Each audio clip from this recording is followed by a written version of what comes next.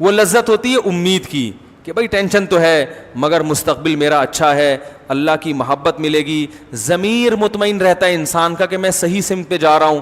یہ ضمیر کا اطمینان اتنی بڑی اللہ کی رحمت ہے کہ یہ کروڑوں روپے بھی دے کے اگر مل رہی ہو نا تو یہ سستی ہے. لوگ ڈپریشن میں جاتے ہیں, ان کا ضمیر مطمئن بولو بھائی نہیں ہوتا. اگر آپ کو پتا ہو نا میں صحیح ہوں, بڑی بڑی ٹینشنیں برداشت کر لیتا ہے انسان, اس کو پتا ہوتا ہے کہ میں کیا ہوں, صحیح ہوں. دیکھو صحابہ کرام کی جو لڑائی ہوئی, تھوڑے تھوڑے لوگ بڑی بڑی فوجوں پہ غالب آئے. کیوں؟ ان بڑی فوجوں کو اطمینان نہیں تھا کہ ہم صحیح ہیں, اور ان تھوڑے سے کو اطمینان تھا کہ ہم صحیح ہیں. کہاں سے وہ تھوڑے تھوڑے ہوتے ہوتے پوری دنیا پہ غالب آ گئے. تو جب انسان کو کانفیڈنس ہوتا ہے کہ میں صحیح ہوں تو اس کے لائف اسٹائل چینج ہو جاتا ہے. میں اکثر ایک واقعہ بیان کرتا ہوں, بس یہ واقعہ بیان کر کے اپنی بیان کو ختم کرتا ہوں.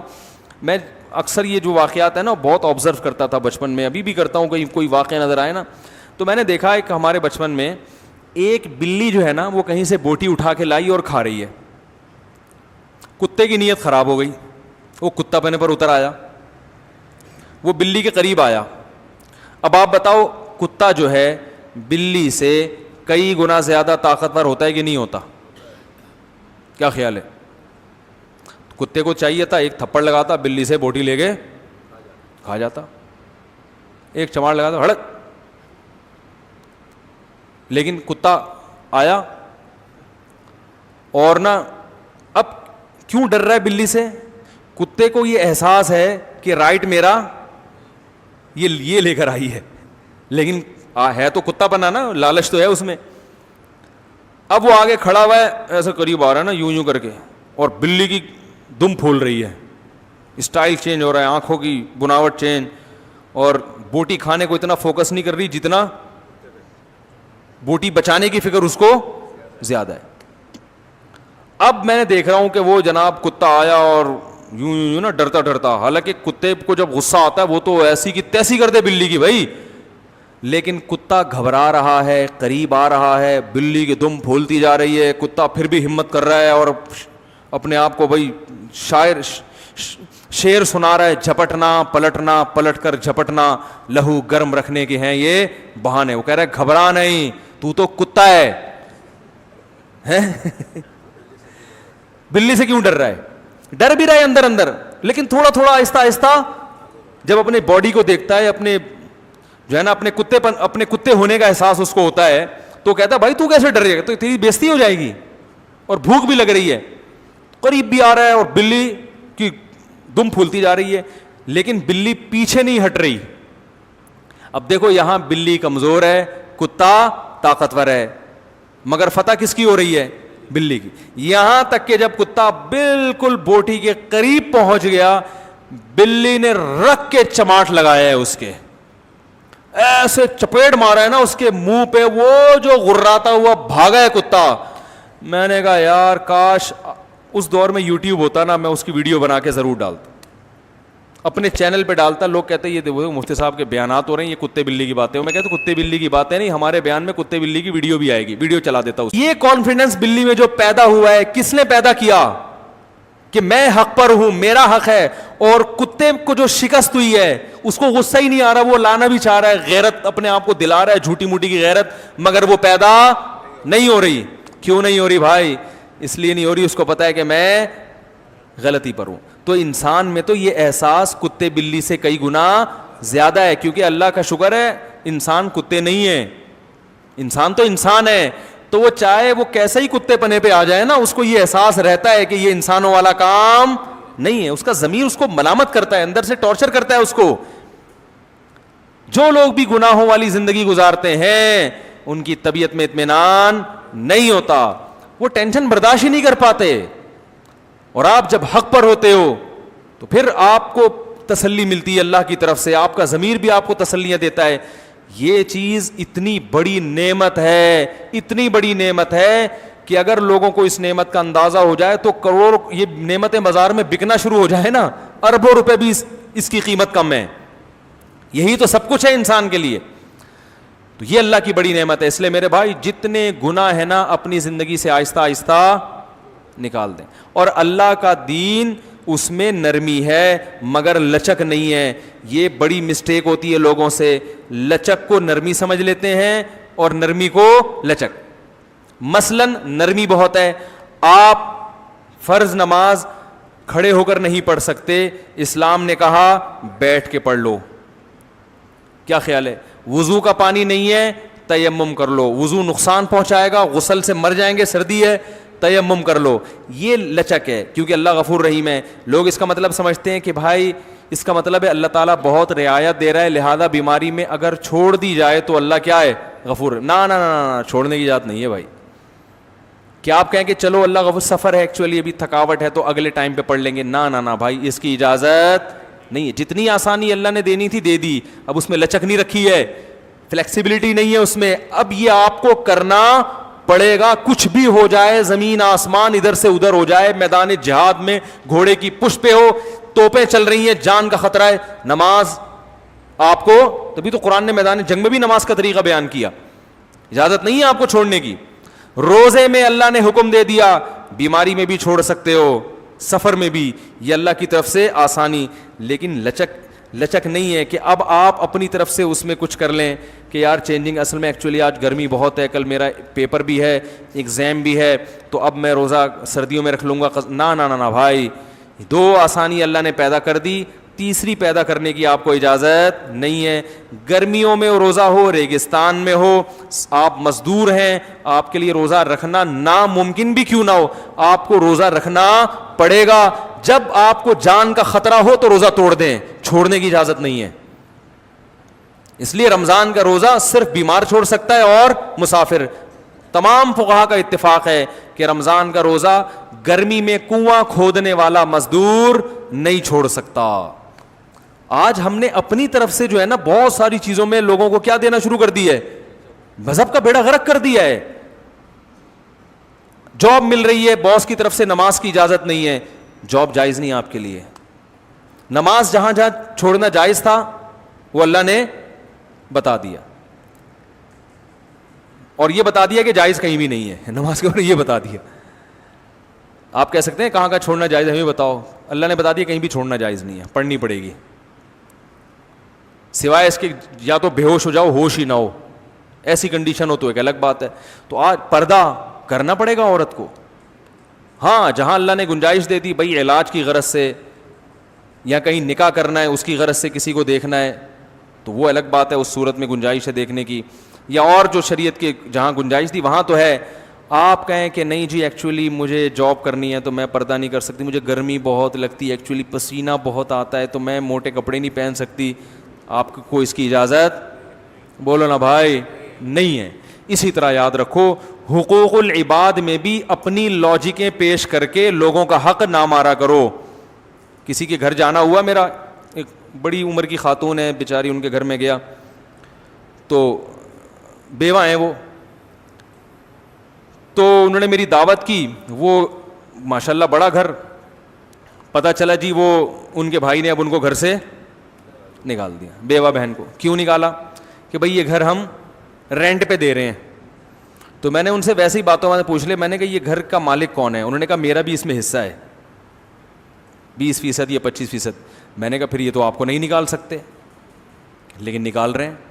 کہہ رہے ہیں ہم نے آپ پر خرچ اتنا کیا, ہمیشہ آپ کا خیال کیا ہے, ایکچولی ہم ہی تو آپ کا, اب آپ رہیں کرائے پر رہیں, ہم اس کو کرائے پر. میں نے کہا اگر کرائے پر دیتے ہیں تو اس کرائے کا 20% آپ کو دیں, اس کے لیے بھی تیار نہیں ہے. اور دلائل کے ایکچولی اصل میں وہ ہم ہی تو ہیں, جیسے آج کل جو بھائی بہن کی وراثت کھاتا ہے نا, اس کے بعد دلائل بہت ہوتے ہیں. او بھائی جو وراثت کا حکم ہے وہ بیٹی کو جتنا چاہے جہیز دیا ہو آپ نے, باپ کے مرنے کے بعد اس کا وراثت میں حصہ کم نہیں ہوگا, کیونکہ وراثت کے احکام میں اللہ نے لچک نہیں رکھی, وہ دینے پڑیں گے اس کو. لوگ دلائل پہ آ جاتے ہیں, یار اس کو ضرورت نہیں ہے. بھائی جان آپ وہ کروڑ پتی کیوں نہ ہو اور آپ قحط سے مر رہے ہوں, پھر بھی اس کا وراثت میں حصہ نکلے گا. دیکھو اسلام میں ایک بھائی ہے جو ارب پتی ہے اور ایک کے پاس گٹکے کے پیسے بھی نہیں ہیں, وراثت میں دونوں کا حصہ برابر ہے. جو غریب ہے وہ یہ کہہ کے زیادہ پیسے نہیں لے سکتا کہ تمہیں کیا ضرورت ہے لہذا یہ پلاٹ بھی میرا ہو گیا. او بھائی نہیں لے سکتے آپ کو دینا پڑے گا. اسی طرح ماں اپنے بچوں کی وراثت غصب بولو بھائی نہیں کر سکتی. اب باپ مر جاتا ہے تو اماں کیا کہتی ہیں, یہ میرا مکان ہے, میں اپنی زندگی میں کسی کو حصے بخیے نہیں کرنے دوں گی. ابھی باپ کا کفن میلا نہیں ہوا, میرے میاں کی جائیدادیں بٹنا شروع ہو گئیں, نہیں میں نہیں دوں گی, میں یہ نہیں کروں گی. بھائی یہ آپ کا ہے ہی نہیں, یہ کس کا ہے؟ یہ اللہ نے جس کا کہہ دیا یہ اس کا ہے. اس میں بیٹے کا اتنا ہے, بیٹی کا اتنا. میرے پاس کیس آتے ہیں, میں کہتا ہوں بھائی اماں کا 8واں حصہ ہے 12.5%, اس کے بارے میں اماں کو اللہ نے اختیار دیا ہے کہ وہ ایک دھیلا بھی کسی کو نہ دیں. وہ کہیں یہ میرا ہے, میرے میاں سے مجھے 8واں حصہ ملا ہے 12.5%, یہ میں کسی کو نہیں دوں گی. بالکل رائٹ ہے ان کا, باقی ان کا ہے ہی نہیں تو کسی کو دینے کا, وہ تو اللہ نے دے دیا نا. کیا ہو گیا بھائی؟ اگر اللہ نے ماں کو یہ حق دیا ہوتا تو قرآن میں اللہ وصیت کے حکام بیان نہ کرتا وراثت کے. اللہ کہتے ہیں جو ماں جس کو جتنا دینا چاہے اس کو دے دینا, اگر وہ نہ دینا چاہے تو پھر میرے حساب سے پھر اتنا بنتا ہے اتنا دے دینا. کہیں بھی قرآن نے نہیں کہا. اللہ نے کہا یوصیکم اللہ فی اولادکم, اللہ نے تمہاری اولاد کے بارے میں تمہیں بتا دیا, ابا مرے گا بیٹے کو دگنا, بیٹی کو اس کا آدھا ملے گا. تو وہ ملے گا, اس میں ماں کو روکنے کا رائٹ نہیں ہے. کہیں مائیں بیٹیوں کی وراثت نہیں دینے دیتی, کہیں بیٹوں کی نہیں دینے دیتی, کہیں کسی کو بھی نہیں دینے دیتی, میں زندہ ہوں, میں یہ نہیں ہو سکتا. تو بھائی جب آپ کا انتقال ہوگا, اللہ نہ کرے آپ کو اللہ زندگی دے, تو پتہ نہیں اس وقت کتنی تبدیلیاں ہو چکی ہوں. بعض دفعہ آپ کا انتقال 30 سال کے بعد ہو رہا ہے, بچوں کو ضرورت اب ہے, وہ 30 سال کے بعد بچے کہیں گے ابا اب اماں اب ہمارے انتقال کا ٹائم آ چکا ہے, اب ہم نے اس وراثت کا کرنا کیا ہے. ایک نوجوان میرے پاس آیا کہ میری اماں وراثت نہیں تقسیم کرنے دے رہی, تو میں نے کہا کیوں؟ کہہ رہی وہ جب میں مر جاؤں گی پھر کرنا. میں نے کہا بھائی آپ کی ماشاءاللہ والدہ بھی جوان ہے, 30 سال میں بھی ان کا اللہ کرے 30 سال میں بھی انتقال نہ ہو, لیکن لگتا ہے 30 سال میں تو ہوگا, تو 30 سال تو آپ کے اسی غربت میں گزر جائیں گے, ٹھیک ہے نا. تو یہ ظلم ہے جو ماں کر رہی ہے بیٹوں کے اوپر. تو یہ وہ احکام ہیں جس میں شریعت نے لچک نہیں رکھی. ایسا کیس آیا ابھی JTR پہ, کسی نے پوچھا تھا کہ باپ کا انتقال ہوا, اکلوتی بیٹی تھی, چچا نے پوری وراثت پہ قبضہ کیا اور بیٹی کو کہا کہ تم میری ہو گئی ہو, میں تمہیں پالوں گا, اب بس میں ساری ذمہ داری. وراثت میں نہیں دیا اس کو حصہ کہ بھائی تم جب میری بیٹی بن گئی تو تمام ذمہ داریاں کس کے کندھوں پر ہیں؟ میرے کندھوں. پھر اس پلاٹ پہ ماشاءاللہ چچا نے مسجد بھی بنائی اور دکانیں بھی بنائی اور بیٹی کو بھی پال رہا ہے. میں نے کہا بھائی یہ مسجد میں نماز پڑھنا جائز؟ بولو بھائی, یہ بیٹی کی وراثت کی زمین پر بنی ہے مسجد, اس میں نماز پڑھنا, یہ مسجد ہے ہی نہیں شرعی, غصب کی زمین پہ ہے. چچا کو چاہیے کہ آپ اس کی وراثت پوری اس کے حوالے کرو, پھر آپ اس کو پالو. کیا خیال ہے؟ پھر پالو آپ اس کو, پھر لوگ کہیں گے ماشاءاللہ. اب ساری وراثت کھا کے آپ بھتیجی کی کفالت کر رہے ہو, یہ اللہ کی طرف سے اجازت نہیں ہے. تو بھائی اپنے آپ کو شریعت کا پابند بناؤ, ایک دائرے میں لے کر آؤ, اس کے حساب سے حقوق کا تعین کرو, اخپل طریقے سے فیصلہ نہ کرو. آپ پٹھان ہیں بھائی, اخپل طریقہ پتہ ہے نا کسے کہتے ہیں؟ اخپل طریقہ ہے. اخپل طریقے سے فیصلے کر رہے ہیں کہ یہ اصل میں یوں ہو رہا ہے, اخپل طریقے سے جرگے بیٹھ کے فیصلہ کر رہے ہیں. اللہ اس کے رسول صلی اللہ علیہ وسلم نے ہمارے لیے حدود کھینچ دی ہیں کہ بھئی آپ کو اس طرح سے یہ حقوق ہیں, اس سے زیادہ آپ کا نہیں اور اس سے زیادہ اس کا حق نہیں ہے. بھائی سمجھ میں آ رہی ہے یا نہیں آ رہی ہے؟ ایک خاتون کی نا ٹھیک ٹھاک جائیداد ہے, ان کے میاں اس سے کہہ رہے ہیں وہ مجھے دے دو کیونکہ میں بھی تو تمہارا ہی ہوں, میں بھی کیا ہوں تمہارا. تو یہ وہ اپنی بیوی سے کہہ رہے ہیں ہمارا تمہارا کچھ نہیں ہوتا اسلام میں, ہمارا تمہارا کچھ نہیں ہوتا, مجھے دے دو ہم دونوں مل کے انشاءاللہ. تو میں نے ان سے کہا, میں نے کہا بھائی ویسے تو آپ کے میاں دینا چاہیں تو پوری جائیداد دے دیں, لیکن یہ کوئی طریقہ ساڑھی عقلچ آ نہیں رہا. بھائی آپ کا ہے تو آپ کے ابا کی وراثت ملی ہے, اپنے نام رکھو. میاں سے بولو بھائی اگر اللہ نہ کرے تم غریب ہو گئے, تمہارا کوئی حالت خراب ہو گئے تو ٹھیک ہے, جیسے محلے پڑوس والوں کی مدد کرنا جب اسلام کا حکم ہے تو میاں کی مدد کرنا تو اور زیادہ ثواب ہے اس میں, تو ہم انشاءاللہ آپ کی ہیلپ کریں گے, ٹھیک ہے نا. کبھی راشن ہم ڈلوا لیں گے, کبھی انڈے ہماری طرف سے آ جائیں گے, مرغی کے انڈے, اور کبھی جناب وہ گوشت ہم لے آیا کریں گے. آپ جب تک بے روزگار پھرو گے ہم آپ کی ہیلپ کریں گے, لیکن اگر ہمیں اندازہ ہو گیا کہ آپ اس ہیلپ کی وجہ سے بے روزگار ہیں ٹھیک ہے نا, تو اسی وقت ہماری طرف سے ہیلپ. کیونکہ بعض دفعہ جب بیگم کھلا رہی ہوتی ہے تو پھر میاں چوڑا ہو جاتا ہے, وہ پھر بالکل ہی اپاہج ہو جاتا ہے, تو اس میں ہم کہتے ہیں کہ بھائی پھر ہیلپ ویلپ نہیں کرو. ہاں وہ اپنی ذمہ داری پوری کر رہا ہو, پھر غریب ہے تو پھر ضرور ہیلپ کرنی چاہیے. تو باؤنڈری اللہ نے کھینچ دی ہے بھائی, اس سے آگے نکلنے کی کوشش. ہم لوگ پورے اسلام کو فالو کرنا چاہتے ہی نہیں ہیں. ہمارے ساتھ بڑی ٹینشن یہ ہے, آدھی آدھی چیزیں چل رہی ہیں. دیکھو خدا کی قسم, جب آپ دوسرے کا حق دو نا تو پھر اپنا حق لینے میں بھی مزہ آتا ہے. میں تو لوگوں کو بولتا ہوں کہ وراثت لیا کرو, معاف واف نہیں کیا کرو. لوگ کہتے ہیں یار آپ کیسی باتیں سکھا رہے ہو. خاص طور پہ خواتین کو میں کبھی ترغیب نہیں دیتا کہ معاف کریں. میں کہتا ہوں یہ حد حرام پہلے ہی بہنوں کی وراثت آج کل نہیں دی جا رہی ہے. ان کو میں ترغیب دیتا ہوں کہ بھائی کو بولو کہ محبت سے دے دو, ورنہ تھانے جا کے ایف آئی آر کٹواؤں گی میں. تو پھر لوگ کہتے ہیں یہ تو آپ بہن بھائیوں کو لڑوا رہے ہیں. میں کہہ رہا ہوں لڑوا وہ رہا ہے جو حق نہیں دے رہا. بھائی قطع رحمی کا گناہ اس کو ہوگا جو حق دبا کے بیٹھا ہوا ہے نا, اس کو تھوڑی گناہ ہوگا جو حق مانگ رہا ہے. قطع رحمی جرم ہے, مگر جو اس جرم کا سبب بنے گا وہ گناہگار ہوگا نا. ارے بھائی آپ نے آپ کی مثال دے رہا ہوں, آپ نے لیے نہیں, 1 لاکھ روپے لے لیے. اب میں آپ سے جا کے محبت سے کہہ رہا ہوں میرے 1 لاکھ روپے دے دو, آپ کو نہیں دے رہا. میں کہہ رہا ہوں ایسے کی تیسے میں آپ کے گریبان پکڑ رہا ہوں. لوگ کہہ رہے ہیں مسلمان پہ ہاتھ اٹھانا ناجائز ہے. تو ایسے موقع پہ تھوڑی کہا جائے گا. میں کہوں گا بھائی ناجائز ہے, مگر اس ناجائز کام کا سبب کون بن رہا ہے؟ یہ بندہ پیسے کھا کے بیٹھا ہوا ہے, اس کو گناہ ملے گا. لوگ دونوں کو ملامت کر رہے ہوتے ہیں. تو قطع رحمی حرام ہے, مگر جو قطع رحمی کا سبب بنتا ہے وہ اس کو گناہ ملے گا. جو سبب نہیں بن رہا وہ تو اپنا حق لے رہا ہے نا, اس کو تھوڑی گناہ ملے گا. تو جب بھی بہن بھائی سے وراثت مانگتی ہے, بھائی یہ تانا دیتے ہیں کہ بہن بھائیوں کے رشتے کو کیا دراڑیں قائم کی جا رہی ہیں پلاٹوں کے چکر میں. دیکھو تم میری بہن ہو, یہ مال ایسی چیز نہیں ہے جس سے ہم اپنا رشتہ خراب کریں, یعنی نہیں مانگو مجھ سے ٹھیک ہے نا. تو بھائی مال ایسی چیز نہیں ہے جس سے ہم رشتے خراب کریں, لہذا وہ مال اس کے حوالے کر دینا چاہیے. یہ ہے اصل مطلب. تو ہر آدمی اپنے مطلب کہ وہ نمازیں دیکھو ٹرین میں ادھر کوئی منہ کر کے نماز پڑھ رہا ہے, کوئی کھڑکی طرف منہ کر کے. ان سے بولو بھائی قبلے کی طرف کہہ رہے ہیں, بھائی سفر میں تو 4 کی 2 کر دی اللہ نے, تو سفر میں تو آسانی ہے. ابے بھائی اللہ نے 4 کی 2 کی ہے, مگر اللہ نے کہیں بھی یہ نہیں کہا قرآن میں کہ سفر میں قبلہ ہی معاف ہو گیا بھائی یہ کہیں نہیں کہا. جتنا اللہ نے معاف کیا اتنا ہوگا. اللہ نے یہ کہا کہ سفر میں بغیر وضو پڑھ لو. سفر میں بھی یہ کہ تیمم تو کرنا ہی پڑے گا اگر پانی نہیں ہے, تو غسل بھی کرنا پڑے گا سفر میں اگر غسل فرض ہو گیا ہے. تو جو اللہ نے کر دیا اتنا تو بھائی ٹھیک ہے, جو نہیں کیا اس میں آپ کو فنٹر بننے کی ضرورت, بولو نا, اس میں فنٹر گیری کی ضرورت نہیں ہے آپ کو. تو ہر آدمی گنجائشیں نکال کے فنٹر بنا ہوا ہے, اور وہ خود قیاس اجتہاد کر کے یہ ہے فلانا ہے ڈمکانا ہے, ادھر سے اس کا کھا لیا ادھر سے.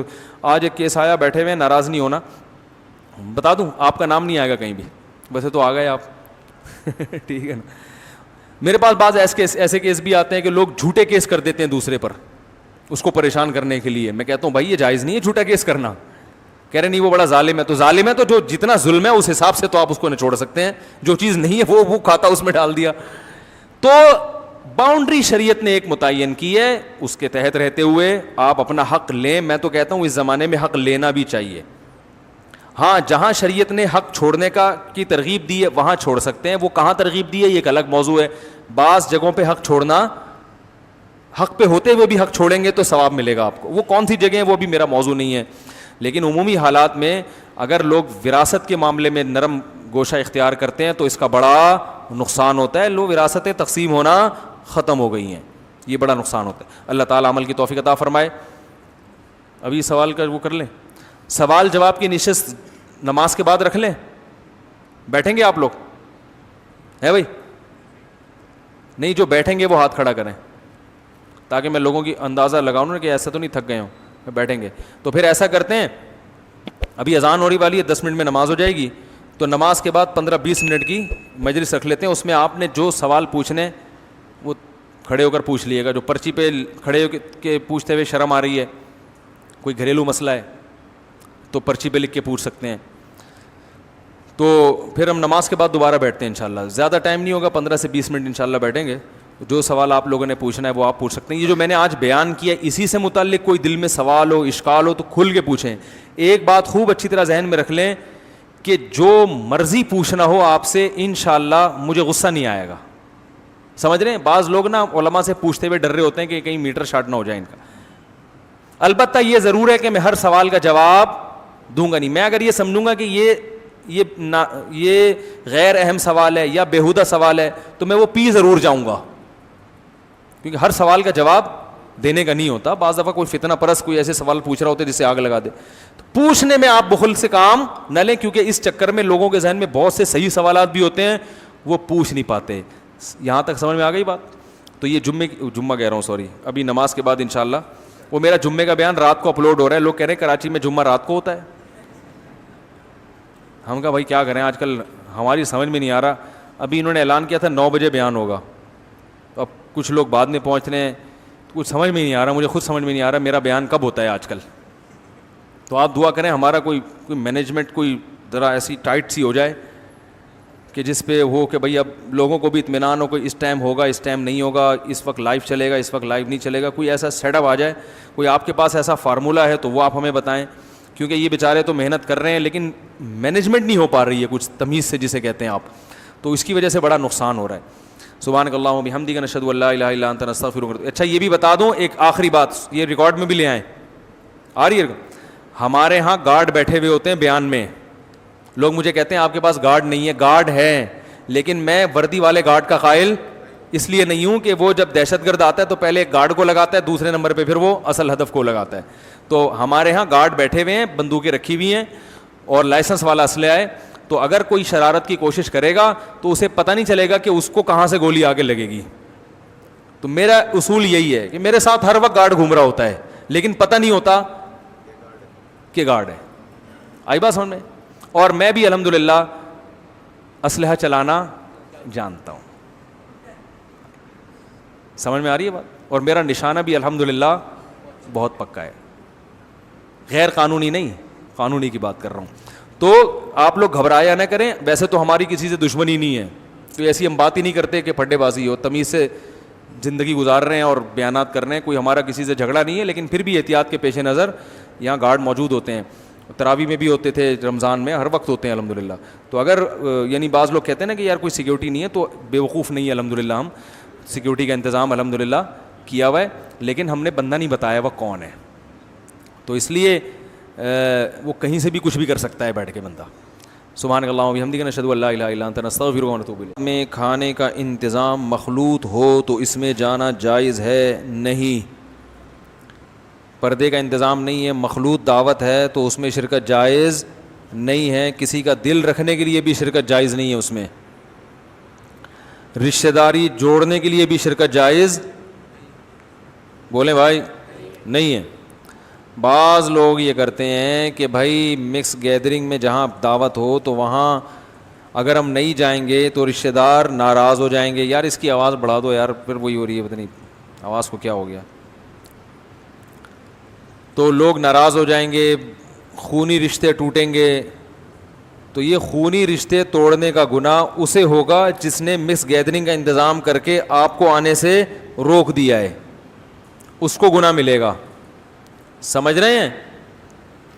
تو کسی کا دل جوڑنے کے لیے اپنا دین توڑنا جائز نہیں ہے. سب سے پہلے اللہ اور اس کے رسول کے احکام ہیں, اس کے بعد ابا اماں, بچے, بیوی, بھائی, بہن, یہ سب اس کے بعد ہیں. تو بھائی ان کو بھی تو رشتہ داری جوڑنے کا خیال ہونا چاہیے نا. ان کو پتہ ہے جب یہ شرکت نہیں کرتا تو ہم مس گیدرنگ نہ کریں, ہم الگ الگ انتظام کر لیں. لوگ آ کے کہتے ہیں کہ بھائی ہم نے تو بہت کوشش کر لی مگر وہ سیپریٹ انتظام کرنے کے لیے تیار نہیں ہے, اور بہت میں نے دھمکیاں بھی دے دی, میں نے یہ بھی کہہ دیا کہ میں نہیں آؤں گا, مگر وہ انتظام نہیں کر رہے. تو میں نے کہا پھر نہیں جائیں. کہنے وہ ہمیں کہہ رہے ہیں کہ تمہیں رشتہ داروں کا خیال نہیں آتا, تم شادی میں نہیں آ رہے, تم دعوت میں نہیں آ رہے. تو آپ ان کو بولے, میں نے کہا کہ آپ ان سے کہیں کہ تم گناہ پہ اتنے ڈھیٹ ہو کہ تمہارا سگا بھائی شادی میں نہیں آ رہا, لیکن تم اس کو منانے کے لیے بھی گناہ چھوڑنے کے لیے تیار نہیں ہو. تم اتنا ڈھیٹ پنا دکھا رہے ہو کہ تمہارے رشتے ٹوٹ رہے ہیں مگر تم پھر بھی اللہ کی بغاوت کر رہے ہو. تو غلط بات پہ جب تم اتنے ڈھیٹ ہو تو میں صحیح بات پہ اس سے زیادہ ہمت دکھاؤں گا. ہٹو بچوں, ہو گیا کہ نہیں ہو گیا؟ میں صحیح بات پہ اس سے زیادہ ہمت دکھاؤں گا, نہیں آؤں گا ایسی کی تیسی جو مرضی کرنا ہے کرو. بے دین آدمی اپنی بے دینی پہ بڑی استقامت دکھاتا ہے, ڈھیلا پن کہاں سے آتا ہے؟ جو دیندار ہے وہ ایکچولی اگر میں نہیں گیا تو میں وہ میرے بھائی کیا بولے گا, لوگ بولیں گے فنڈامنٹلسٹ ہے, بنیاد پرست ہے, لوگ کیا بولیں گے. تو بھائی اتنا براڈ مائنڈڈ بننے کی ضرورت نہیں ہے کہ گناہوں میں بھی حدیث میں کیا آتا ہے, پچھلی امتوں میں جب کوئی گناہ ہوتا تھا تو بنی اسرائیل کے علماء روکتے تھے, لیکن پھر اس گناہ میں ان کے ساتھ شرکت بھی کر لیتے تھے. آہستہ آہستہ اللہ نے روکنے والوں کو دلوں کو بھی ایسا کر دیا جیسے گناہ گاروں کا ہوتا ہے, اور سب پر پھر داؤد علیہ السلام کی زبان سے اللہ نے لعنت کی. تو آپ جوڑ پیدا کرنے کے لیے یاد رکھو خاموشی اختیار کرنا جائز ہے. مثلا ہر جگہ فنٹر گیری بھی ٹھیک نہیں, آپ جا کے تبلیغ شروع کر دیں, یہ کیا ہو رہا ہے, یہ مکس گیدرنگ کیوں ہو رہی ہے, غلط ہو رہا ہے, حرام ہے اسلام میں, یہ سب غلط ہے. تو ہر جگہ تبلیغ بولو نا نہیں کی جاتی. وہ پھر خام خواہ میں دین کا مذاق اڑائیں گے, بولیں گے چلو مولوی نکلو یہاں سے. تو آپ کو کیا ضرورت ہے جا کے بلا وجہ ان کو, ہر جگہ کا ایک موقع ہوتا ہے. تبھی مجھے لوگ جب شادی بیاہ میں بیان کے لیے بلاتے ہیں میں نہیں جاتا. میں کہتا ہوں لوگ وہاں کھانا کھانے آئے ہیں, مولانا کی تقریر سننے نہیں آئے, یہ موقع نہیں ہے بیان کا. ہر آدمی گول میز پہ بیٹھا ہوا ہوتا ہے, کسی کا منہ ادھر ہے, کسی کا منہ ادھر ہے, ہم ادھر بیٹھ کے بیان کر رہے ہیں, وہ ادھر منہ کر کے سن رہے وہ بیان. یہ کوئی بیان کا ماحول ہی نہیں بنتا نا, تو یہ موقع نہیں ہے. ایک دفعہ ایک صاحب کو بلایا ولیمے کی دعوت پہ, رو رو کے دعا کروائی انہوں نے. میں نے کہا یہ ولیمے کا موقع خوشی کا موقع ہے, رو رو کے دعا کرنے کا موقع نہیں ہے. سب دولہا کو دیکھ رہے تھے کتنا رو رہا ہے. تو ہر جگہ نا ہر چیز نہیں جچتی ہے. اب ولیمے کا موقع ہے, مبارک بات ہے, خوشی ہے, بھائی آپ ہو ہا ہا ہا رونے کی ایک محفل لگی ہوئی ہے. بھائی یہ کیا ہے, شادی ہو رہی ہے, کیا ہو رہا ہے, یہ جنازہ ہو رہا ہے کسی کا. تو ٹھیک ہے, جو رو کے دعا کروا رہے تھے ان میں تو اخلاص تھا, وہ تو بیچارے اپنے لحاظ سے ٹھیک کر رہے تھے. وہ تو یعنی ان کا تو میں اپریشیٹ اس لیے کروں گا کہ اس موقع پر بھی وہ اللہ کو نہیں بھولے. ان میں اتنا غم تھا, اتنا اللہ کا درد تھا کہ رو رہے تھے. لیکن میری رائے یہ ہے کہ یہ رونے دھونے کا موقع نہیں ہے, یہ خوشی کا موقع ہے. آپ مٹھائی کا ڈبہ لے کے جائیں, دولہا کا منہ میٹھا کرائیں, کچھ واض و نصیحت تھوڑی بہت ہلکی پھلکی ہو جائے تو بھی کوئی حرج نہیں ہے. بھائی بیٹھ گئے تھوڑا سا, بھائی دیکھو ماشاءاللہ شادی ہوئی ہے, سنت کے مطابق ہوئی ہے, آپ لوگ بھی شادی کریں تو سنت کے مطابق کریں. اتنی ہلکی پھلکی تو ٹھیک ہے, چلتا ہے یہ تو. لیکن باقاعدہ تفصیلی بیان وہاں پہ وہ لوگ سننے نہیں آئے ہوتے, منہ ادھر ادھر ہوتے ہیں, بہت مشکل ہو جاتی ہے. میں کہتا ہوں بھائی ان کو بولو کہ یار ادھر آ جائیں, بیان الفلاحیہ مسجد میں ہوگا وہاں کے سنیں. یا کہ کوئی اور عقیقے میں بھی سمجھ میں آتا ہے بیان, عقیقے کی محفل میں بھی سمجھ میں آتا ہے, بچے کا قرآن ختم ہوا ہے اس میں سمجھ میں آتا ہے کہ بیان ہونا چاہیے. لیکن بارات میں بیان ساڑی اقلچ نہیں آتا. وہ ہاں نکاح جب ہو رہا ہو نا, نکاح کی محفل ہو مسجد میں نکاح, اس میں بھی بیان ہو سکتا ہے. اور اگر بارات میں بیان کرنا ہی ہو, اول تو بارات ہی نہیں ہے شریعت میں تو ولیمہ ہے, بارات تھوڑی ہے. تو ولیمے میں بیان کرنا بھی ہے تو پھر لوگوں کو یہ کہا جائے کہ بیان کے لیے ہم آپ کو بلا رہے ہیں, اور اس میں ضمناً ولیمہ بھی ہو جائے گا, تاکہ لوگ پہلے سے یہ دماغ میں رکھ کر آئیں کہ ہم بیان سننے جا رہے ہیں. لوگ دماغ میں یہ رکھ کر آ رہے ہیں کہ خوشی منانے جا رہے ہیں, کھانے پینے جا رہے ہیں, خوشبو لگا کے پرفیوم لگا کے تیار ہو کے بالکل فٹ فاٹ ہو کے غل غپاڑے کرتے ہوئے جا رہے ہوتے ہیں. وہاں مولوی کو دیکھ کے گھبرانے لگتے ہیں, یار یہ یہاں کہاں پہنچ گئے, پتہ نہیں یہ کیا شروع کر دے گا یہاں پہ. تو وہ بات کو پھینکنے والی بات ہو جاتی ہے, سمجھ رہے ہیں نا. تو ہر جگہ تبلیغ نہیں ہے, آپ جا کے ہر ایک کو ہر وقت سمجھانا شروع کر دیں. مس گیدرنگ ہو رہی ہے تو آپ وہاں گھس کے تقریر شروع کر دیں, تو یہ تو مناسب نہیں ہے, مصلحت کے خلاف ہے. لیکن اس میں شرکت کرنا شروع کر دیں جوڑ پیدا کرنے کے لیے, یہ بھی جائز نہیں ہے. جوڑ پیدا کرنے کے لیے خاموشی اختیار کی جا سکتی ہے تاکہ نفرت نہ پھیلے, لیکن جوڑ پیدا کرنے کے لیے گناہ میں شرکت کی اجازت کسی قیمت پہ نہیں ہے. گناہ کو اپریشیٹ کرنا بھی جائز نہیں ہے. مثلا آپ جوڑ پیدا کرنے کے لیے چلے گئے, کہیں مکس گیدرنگ ہو رہی ہے, آپ کہیں یار ٹھیک ہے یار یہ بھی ٹھیک ہے, کوئی اتنا بڑا مسئلہ نہیں ہے, اللہ غفور رحیم ہے, بخشے جاؤ گے کوئی, تاکہ وہ دل ان کے قریب ہو جائیں. تو دل قریب کرنے کے لیے غلط باتیں کہاں سے جائز ہو گئی بھائی, غلط بیانی سے کام لینا کہاں سے جائز ہوگی. اللہ نے کب کہا ہے کہ میں معاف کر دوں. خاموشی اختیار کر لو, لیکن غلط بات میں کسی کو اپریشیٹ مت کرو, اس کی شریعت میں اجازت نہیں ہے, یہ حدود ہیں شریعت کی.